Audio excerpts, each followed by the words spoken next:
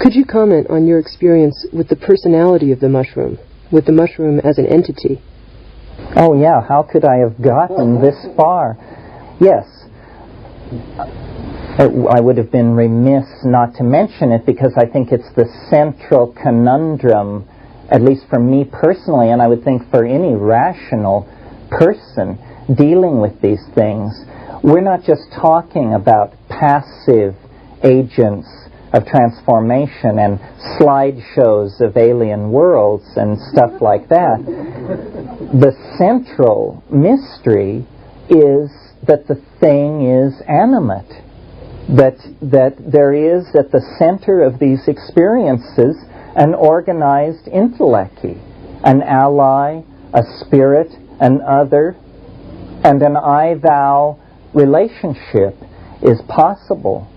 And this is just, now this leads us to the edge of simply wild hyperbole and out into the realm of the utterly improbable. We have no place in our worldview for something like this. I mean, is it an extraterrestrial? Is it Gaia?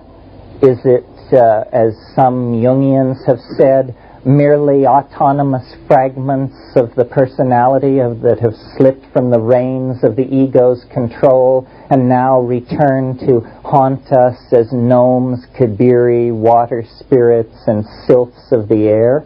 Well, I don't know, but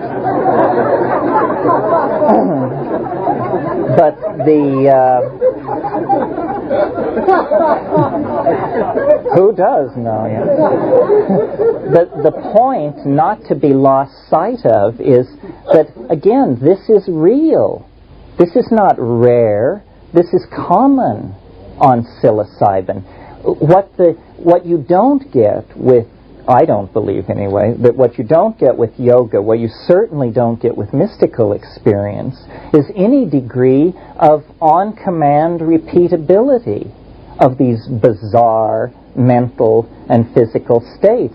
And yet with something like DMT, if you get somebody who is transported into a realm of self-transforming, chattering machine elves, chances are they will get elves every time.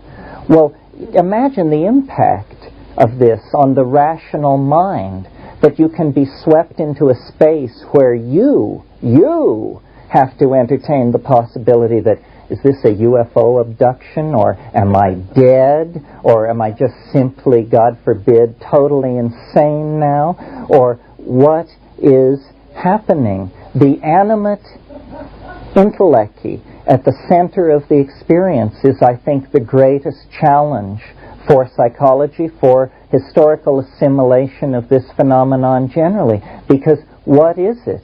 I mean, our science is trained to allow the slim possibility of extraterrestrials, and so our radio telescopes point to the stars, shifting millions of signals at a time, searching for a radio civilization. But what is it going to do to the forward thrust of historical continuity if right next door in the human mind there is an other, so other that it cannot be assimilated, and yet so accessible that it's only a matter of choice to stand in its awesome presence?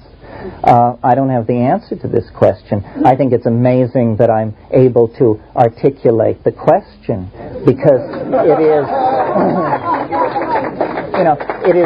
it is against 500 years of expectation and programming that we are finally able to wake up almost as from a fever and say, my God, nature is alive.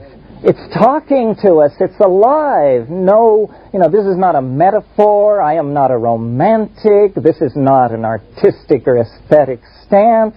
Nature is alive. Someone is on the line. And then,